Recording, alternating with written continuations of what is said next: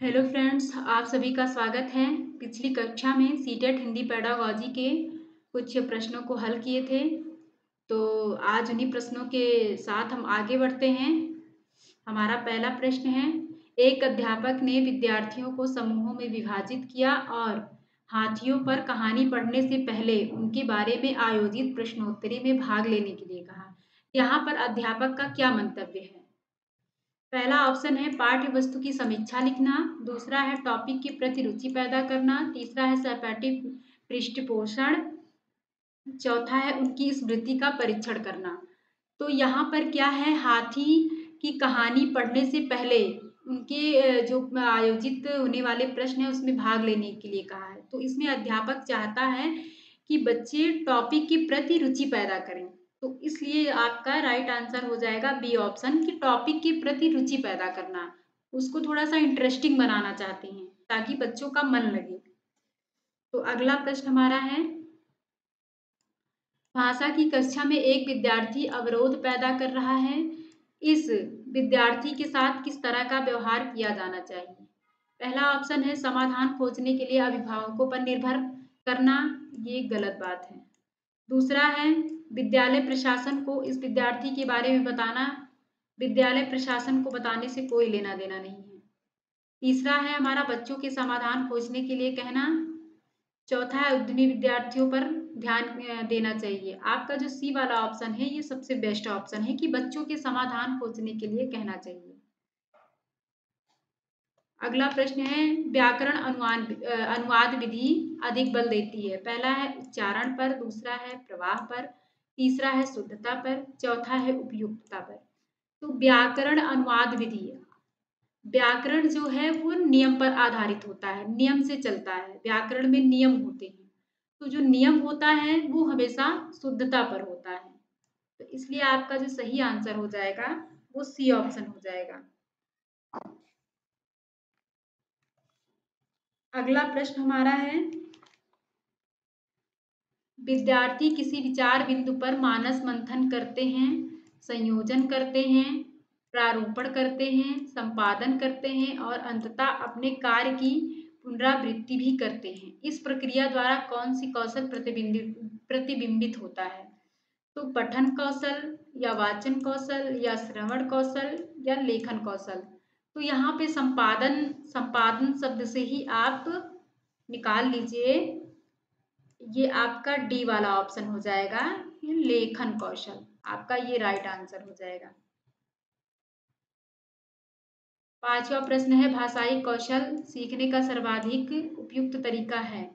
पहला है समावेशित युक्तियों के माध्यम से, दूसरा है चुनौतीपूर्ण और यांत्रिक भाषा ड्रिलों की मदद से। आपका ये निगेटिव वर्ड है, यांत्रिक भाषा, चुनौतीपूर्ण, ड्रिल, ये आपका निगेटिव वर्ड है, आपको इसको नहीं लेना है। तीसरा क्या है, केवल लिखित परीक्षा और प्रदत्त कार्य, केवल आपको नहीं लेना है। एक समय पर एक ही कौशल, ये भी बिल्कुल गलत है। तो आपका जो सही आंसर हो जाएगा वो फर्स्ट वाला हो जाएगा, समावेशित युक्तियों के माध्यम से।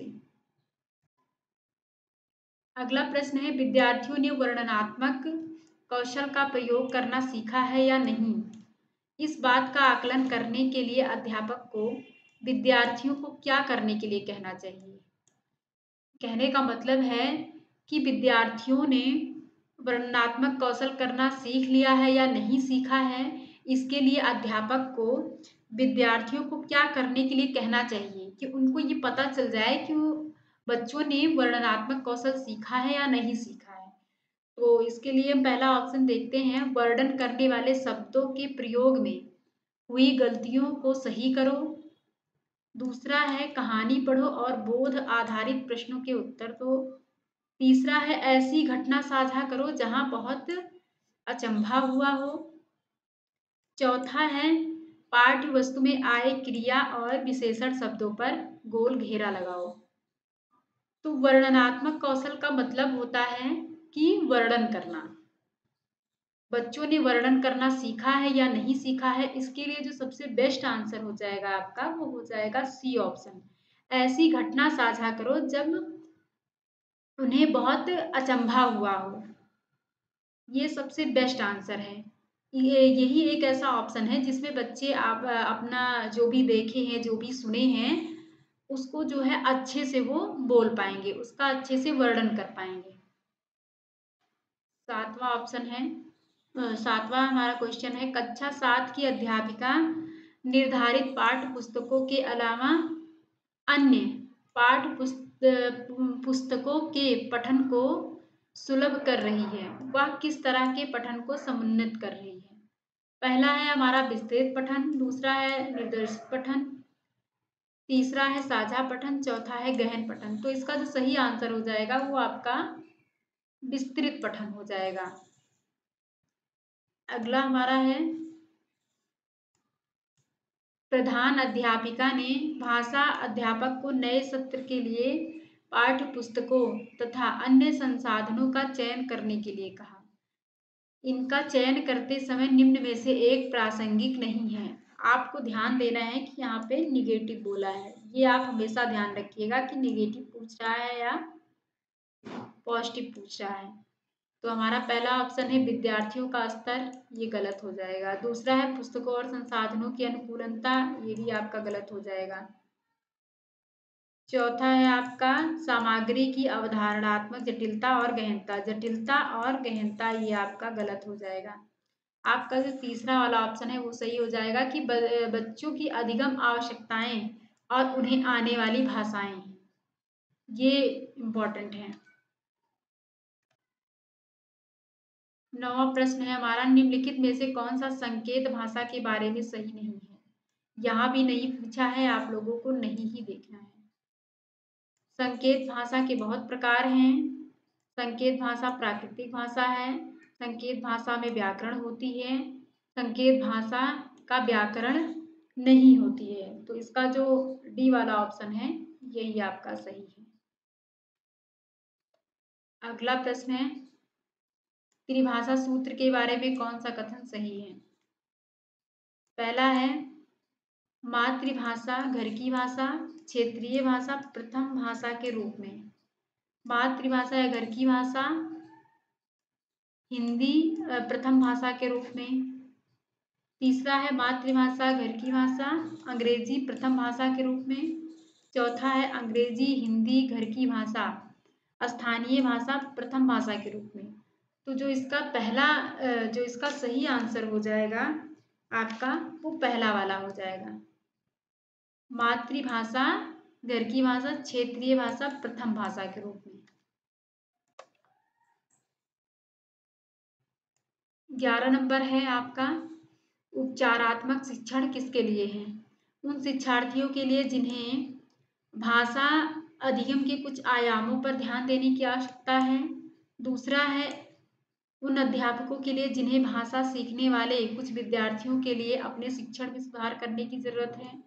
तीसरा है उन शिक्षार्थियों और अध्यापकों के लिए जो भाषा की परीक्षा में अधिक अंक लाना चाहते हैं। चौथा ऑप्शन है आपका उन विद्यार्थियों और अध्यापकों के लिए जिन्हें अपने शिक्षण या अधिगम युक्तियों को समझने और बदलने के लिए सुधार लाने की जरूरत है। ये आपका डी वाला ऑप्शन सही हो जाएगा। अगला प्रश्न है, भाषा अर्जन के संबंध में कौन सा कथन उचित नहीं है? यहाँ भी नहीं पूछा है, आपको विशेष ध्यान देना है। भाषा अर्जन, सभी बच्चों में भाषा अर्जन की स्वाभाविक क्षमता होती है, ये बात बिल्कुल सही है।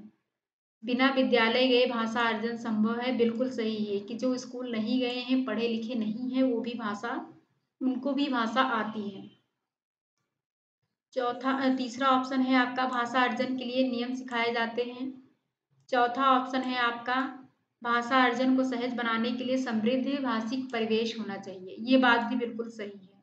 तो आपका जो नहीं पूछा है क्या उचित नहीं है भाषा अर्जन के बारे में, तो वो आपका सी ऑप्शन है, भाषा अर्जन के लिए नियम सिखाए जाते हैं, ये बात गलत है। भाषा अर्जन के लिए नहीं, ये भाषा अधिगम के लिए होता है। भाषा अधिगम के लिए नियम सिखाया जाता है। भाषा अर्जन और भाषा अधिगम में यही अंतर है कि जो भाषा अर्जन होती है वो स्वाभाविक होती है, प्राकृतिक होती है, बच्चे स्वयं से सीखते हैं, अपने आसपास के लोगों से सीखते हैं। और जो भाषा अधिगम होता है वो सिखाया जाता है।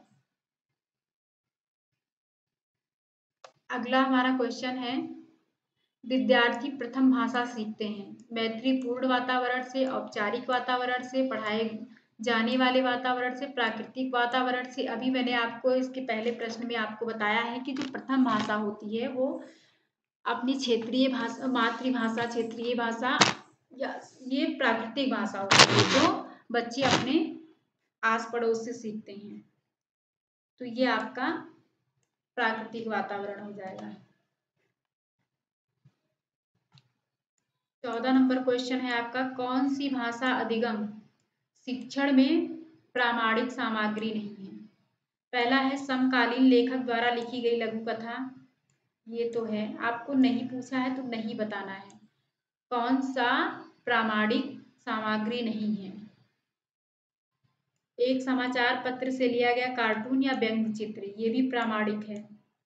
पाठ्य पुस्तक के लेखक द्वारा विशेष रूप से लिखी गई कविता, विद्यालय में पढ़ने वाले बालक पर 20वीं शताब्दी के कवि द्वारा लिखी गई कविता। तो आपका जो इसका नहीं पूछा है तो इसका जो आपका आंसर हो जाएगा वो आपका सी ऑप्शन हो जाएगा। पाठ्य पुस्तक के लेखक द्वारा विशेष रूप से लिखी गई कविता।